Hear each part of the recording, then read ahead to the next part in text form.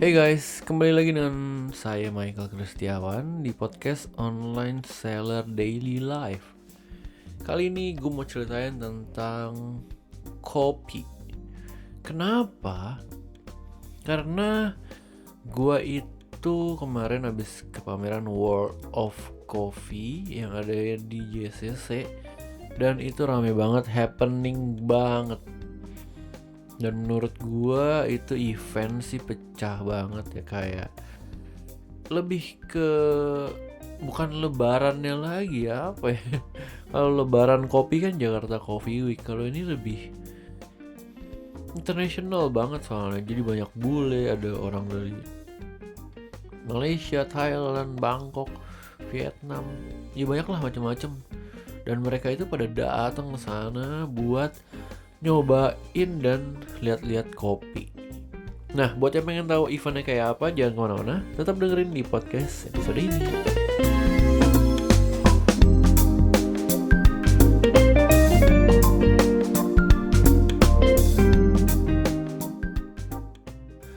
Oke, jadi belakangan gue tuh emang jualan kopi.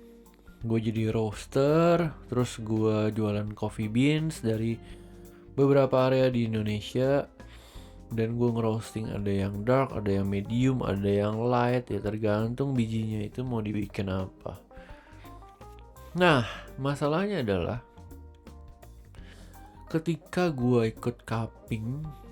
Jadi kalau di kopi tuh cupping adalah lu seduh bijinya cuma pakai air panas, terus lu cobain pakai sendok cupping gitu ya, cicipin aja.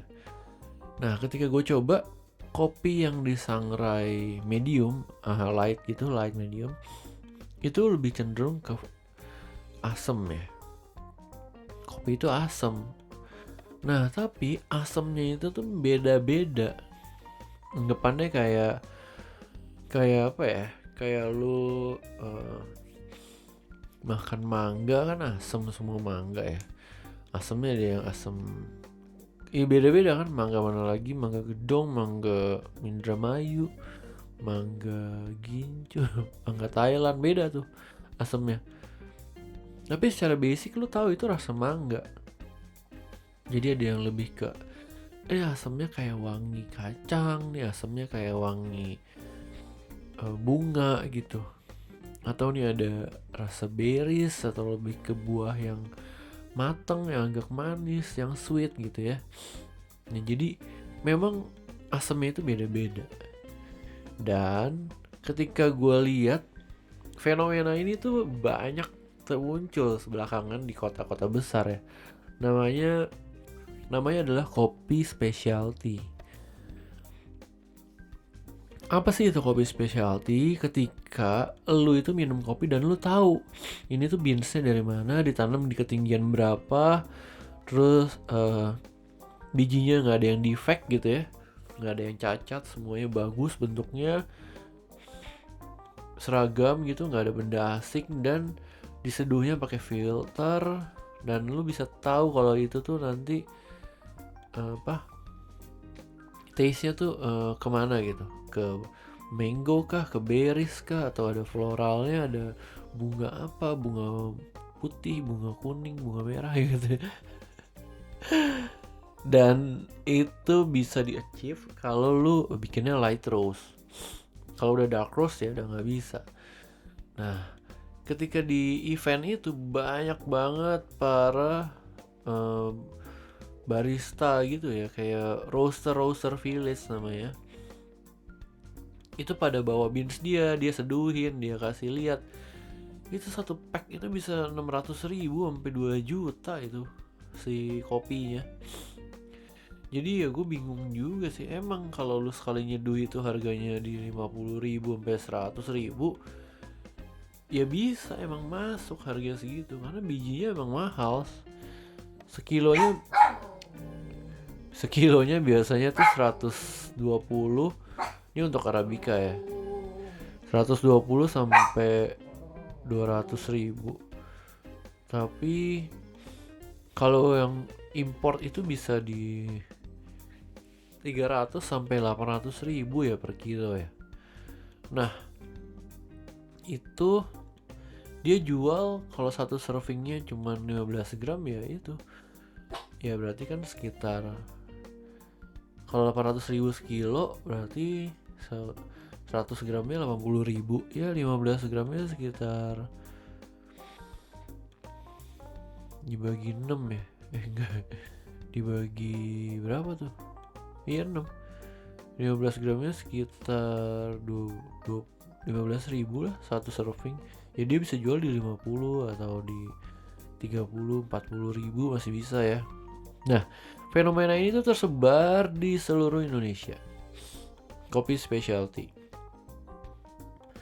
Dan ya dia seduhnya gitu aja, sebenarnya simple, nggak pakai mesin pressure espresso gitu.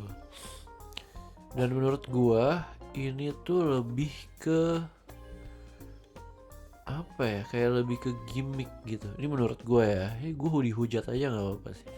Karena karena kalau beansnya udah enak, lu tuh bikin apapun enak juga. Anggapannya lu punya bahan mentahnya udah enak. Gue ngerosting di light ya medium aja tuh udah aman gitu. Kenapa gue bisa bilang gitu? Karena gue kan ngerosting ya. Yang ngerostingin karyawan gue nggak usah pakai resep-resep gimana banget, itu kopinya udah enak karena beansnya udah lumayan oke gitu. Itu sih yang ada di pikiran gue. Jadi lu udah nggak perlu cupping lagi setiap kali lu ngerosting dan lu bilang kalau ini nanti bakal keluar rasa berries, ini bakal keluar rasa apa gitu. Dan tempat ngopi yang sekarang itu lebih ke arah experience. Jadi kalau orang beli specialty coffee, lu itu nanti akan diceritain nih kopinya nih dari mana, tanamnya di sini, roasternya si ini, nanti dia cerita proses bikinnya kayak gini gitu.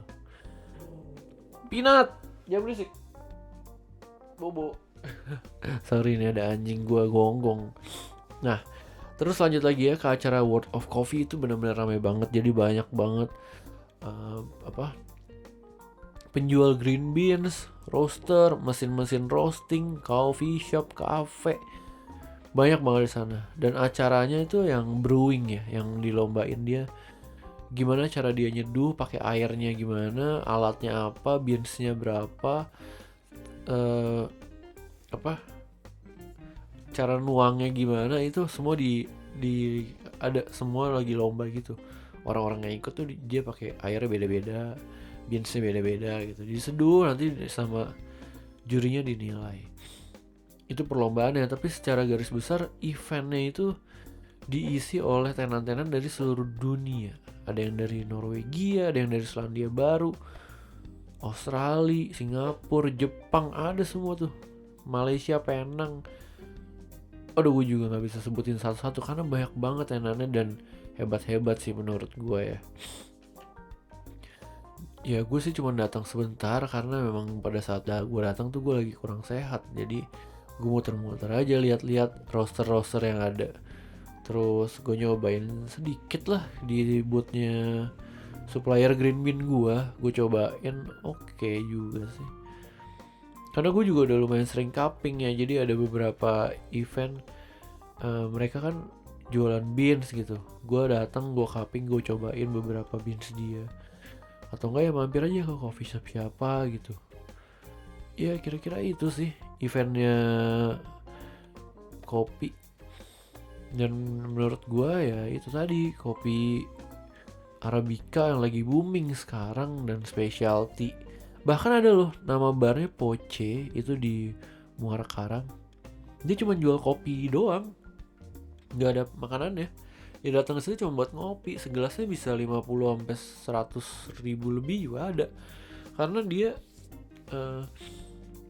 ya ceritanya kopi specialty aja, kalian cobain aja deh. Nanti ada listening barnya, ada piano lo bisa mainin, lo bisa nonton, TV-nya besar gitu, bisa main game mungkin. Jadi lebih ke experience lah kalau lu ngopi sekarang gitu. Bisa ngobrol-ngobrol sama baristanya, ya harga yang lu spend itu untuk lu belajar nyeduh misalnya di sana, atau cuma nanya-nanya, atau ya cuma ngobrol santai tempat duduknya enak gitu sambil ngopi. Jadi kopi itu bukan sekedar yang dinikmati kelas bawah yang 5 ribuan satu gelas lagi. Sekarang bahkan yang 500 ribu aja udah bisa lu nikmatin juga. Beda kelas sih memang. Ya, kopi yang mempersatukan gitu. Udah, gue mau cerita itu doang. Buat yang penasaran ya kalian bisa cari tahu lah tentang acara World Coffee di JCC. Tenan-tenannya kalian kepoin aja Instagramnya. Oke, sampai jumpa di podcast episode berikutnya. Bye bye. Have a nice day guys.